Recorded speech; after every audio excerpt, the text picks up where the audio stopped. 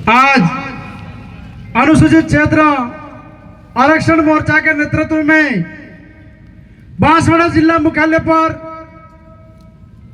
समाज की संवैधानिक लड़ाई में अनुसूचित क्षेत्र के आरक्षण और समाज के हक अधिकार की लड़ाई को आगे बढ़ाने और अपनी आवाज बुलंद करने के लिए बांसवाड़ा जिला मुख्यालय पर उपस्थित मेरे आदिवासी समाज के लड़ाकू, जुझारू और जिम्मेदार साथियों का मेरी ओर से हार्दिक स्वागत, जोहार, अभिनंदन करता हूं। साथियों, समाज में जब देश आजाद हुआ तब से लगाकर आज तक हमें किताबों में पढ़ाया जाता है, हमें कहा जाता है आदिवासी समाज, इस समाज को आरक्षण मिलता है, ये आरक्षण के दम पर आगे बढ़ते हैं। ये बातें हर जगह कही जाती है और संविधान में जब बाबा साहब अम्बेडकर ने संविधान बनाया, उस समय संविधान में हमारे लिए उस समय तय किया था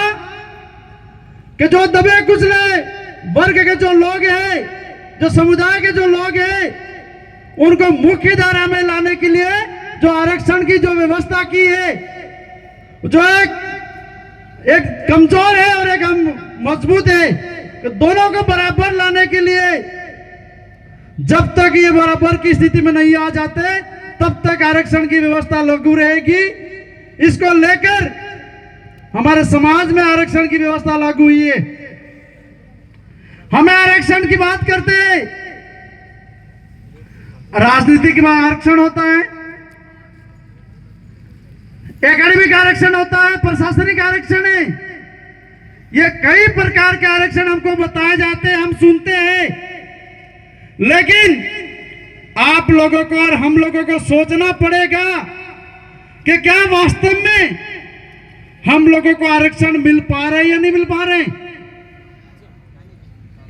जिन आरक्षण की बात होती है वो आरक्षण अब तक हमें मिला या नहीं मिला, और नहीं मिला है तो जिम्मेदार कौन है।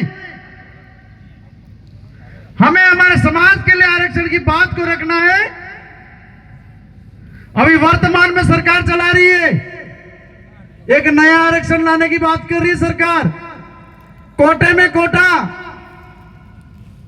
कि आदिवासियों को पहले आरक्षण मिला है, लेकिन कुछ आदिवासी है जो हमेशा इस आरक्षण का लाभ लेते हैं और कुछ लोगों को लाभ नहीं मिल पाया है। इस भावना को देखते हुए ये सरकार कोटे में कोटे की आरक्षण की बात कर रही है, लेकिन उस आरक्षण का आधार क्या है। कोटे में कोटा का आरक्षण की जो बात है, उप वर्गीकरण की जो बात है, उस बात का आधार क्या है, मापदंड क्या है। वर्तमान में इस आधार को हम देखें, आदिवासी समुदाय को जातिगत आधार पर अगर देखा जाए तो हमारे क्षेत्र के उदयपुर, प्रतापगढ़, सलुम्बर और डूंगरपुर का कुछ एरिया जहां पर आदिवासियों को, जो बिल आदिवासी है, उनको वर्तमान में बिना बराखक है। जो बिल थे 1950 के पहले उस जनगणना में बिल है, लेकिन वर्तमान में इनको मीणा बना रखा है। जब बात आएगी उपवर्गीकरण की तो जो यहाँ के बिल है लेकिन इनको मीणा बनाए हैं, वो मीणा का मुकाबला किनसे होगा। जयपुर, करौली, सवाई माधोपुर, दौसा के जो मीणा है उन भाइयों से इनका मुकाबला होगा। इसलिए सरकार जो भी व्यवस्था लागू कर रही है, हिंदू को देखते हुए सबसे पहले हमारे जो बिल में है, जिनको मीणा बना है, उनको पुनः बिल, उनका राजस्व रिकॉर्ड में, जनगणना रिकॉर्ड में और जाति प्रमाण पत्र में इनको वापस पुनः बिल बनाए और इसी आधार पर उपवर्गीकरण की बात हो सकती है। लेकिन सरकार हमें बांटने के लिए अगर इस तरह से होता है तो हमारे जो दक्षिण राजस्थान के एरिया है, उस एरिया में एक वर्ग संघर्ष पैदा हो जाएगा, बिल बनाम मीणा। इसलिए आप सभी साथियों को मैं कहना चाहूंगा कि हम सरकार से और आप सबसे प्रशासन से एक ही बात कहना चाहूंगा, जो 5वीं